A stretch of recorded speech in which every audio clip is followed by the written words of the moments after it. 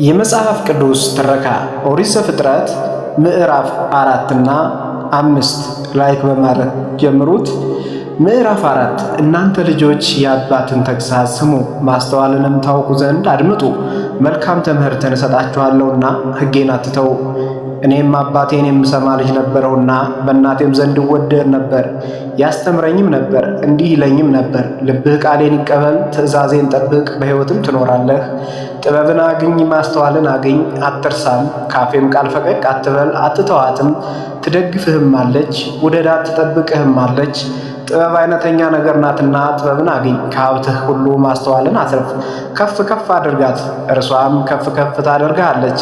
ብታቅፋት ታከብርሃለች፣ ለራስህ ሞገስ አክሊልን ትሰጥሃለች፣ የተዋበ ዘውድንም ታበረክትልሃለች። ልጅ ሆይ ስማ፣ ንግግሬን ተቀበል፣ የሕይወት ዘመንህ ትበዛልሃለች። የጥበብ መንገድ አስተማረውህ፣ በቀናሽ ጎዳና መራውህ።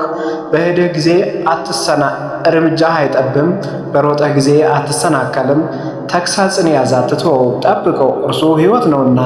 በኃጥአን መንገድ አትግባ፣ በክፉ ሰዎች ጎዳና አትሄድ። ከእርሷ ራቅ፣ አትሂድባት፣ ፈቀቅም በል፣ ተዋት።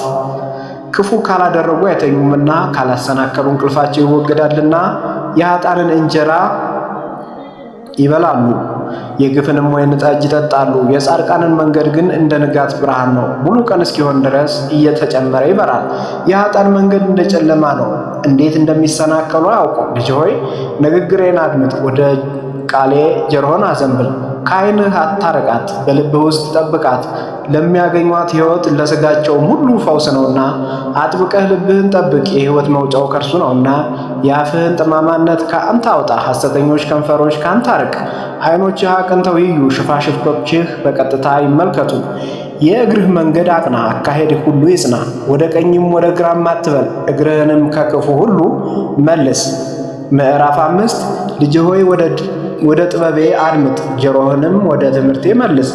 ጥንቃቄን ትጠብቅ ዘንድ ከንፈሮችህ እውቀትን እንዲጠብቁ። ከጋለሞታ ሴት ከንፈር ማር ይንጠባጠባል፣ አፏም ከቅቤ የለሰለሰ ነውና። ፍጻሜዋ ግን እንደ እሬት የመረረ ነው፣ ሁለት አፍ እንዳለው ሰይፍ የተሳለ ነው። እግሮቿ ወደ መሬት ይወርዳሉ፣ አረማመዷም ወደ ሲኦል ነው። የቀና የሕይወት መንገድ አታገኝም፣ በአካሄዷም የተቅበዘበዘች ናት፣ የሚታወቅም አይደለም። አሁንም ልጆቼ ሆይ ስሙኝ፣ ከአፌም ቃል አትራቁ። መንገድህን ከእርሷ አርቅ፣ ወደ ቤቷም ደጅ አትቅረብ። ክብርህ ለሌላ እንዳትሰጥ፣ ዕድሜህም ለጨካኝ ሌሎች ከሀብትህ እንዳይጠግቡ፣ ድካምህን በባዕድ ሰው ቤት እንዳይሆን። በመጨረሻም ሥጋህንና ሰውነትህ በጠፋ ጊዜ ታለቅሳለህ ትላለህም፣ እንዴት ትምህርትን ጠላው፣ ልቤም ዘለፋን ናቀ። የአስተማሪዎችንም ቃል አልሰማሁም፣ ጆሮዎቼም ወደ አስተማሪዎች አላዘነበለሁም። በማኅበርና በጉባኤ መካከል ወደ ክፉ ሁሉ ለመድረስ ጥቂት ቀረኝ። ከጉድጓድህ ውሃ ከምንጭህም የሚፈልቀውን ውሃ ጠጣ። ምንጮችህ ወደ ሜዳ ወንዞችህም ወደ አደባባይ ይፈሳሉን? ለአንተ ብቻ አይሁኑ፣ ከአንተ ጋር ላሉ እንግዶች አይሁኑ።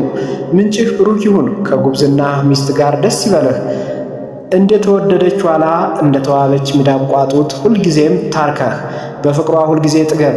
ልጄ ሆይ ስለምን ጋለሞታ ሴት ትወዳለህ? የሌላይቱንስ ብብት ለምን ታቅፋለህ?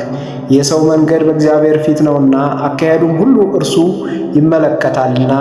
ኃጥአንን ኃጢአቱ ታጠምደዋለች፣ በኃጢአቱ ገመድ ይታሰራል። አልተቀጣምና እርሱ ይሞታል፣ በስንፍናው ብዛት ይስታል። የዛሬው ክፍል በዚህ ተጠናቋል። በቀጣይ ክፍል እስከምንገናኝ ድረስ ቸር ቆዩ።